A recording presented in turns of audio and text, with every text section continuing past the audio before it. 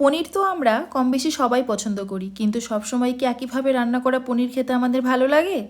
তাই আজ তোমাদের সাথে শেয়ার করে নেব milky paneer. Welcome to kitchen queen Sejuti. প্রথমেই আমি 200 গ্রাম মতো পনির নিয়ে সামান্য লবণ মাখিয়ে কড়াইতে তেল গরম করে বেশ গোল্ডেন ব্রাউন করে ভেজে নিয়েছি। পনির যেহেতু খুব নরম হয়, তাই খুব সাবধানে ভেজে নিও। এরপর তোমরা নিজের পছন্দ মতো টুকরো করে নিও। আমি 3 কোনা করে পনিরগুলোকে পিস করে নিয়ে সামান্য গরম জলে ভিজিয়ে রেখেছি। এতে পনিরগুলো রান্নার পরেও বেশ নরম থাকবে।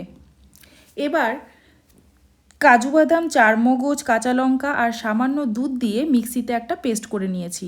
কড়াইতে সামান্য তেল দিয়ে তাতে এলাচ, দারচিনি, লবঙ্গ আর গোলমরিচ ফোড়ন দিয়ে পেস্ট করা মশলা দিয়ে একটু ভাজা ভাজা করে নিয়েছি।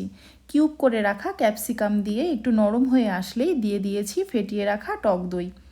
এরপর ভেজে রাখা পনির দিয়েছি। 1 বাটি মতো দুধ দিয়ে পরিমাণ মতো লবণ আর চিনি মিশিয়ে ফুটিয়ে নিয়ে নামানোর আগে সামান্য বাটার আর কিশমিশ দিয়ে রান্না শেষ করেছি। ব্যাস, তৈরি হয়ে যাবে অসাধারণ স্বাদের মিল্কি পনির। কোনো রকম পেঁয়াজ রসুন ছাড়াই খুব অল্প সময়ে এই পনির রেসিপিটা বানিয়ে নিলে পোলাও বা পরোটার সাথে দারুণ একটা সাইড ডিশ হিসেবে স্থান পাবে। তাহলে রেসিপিটা যদি ভালো লেগে থাকে লাইক, কমেন্ট আর শেয়ার করো, আর সাবস্ক্রাইব করে আমার পাশে থেকো।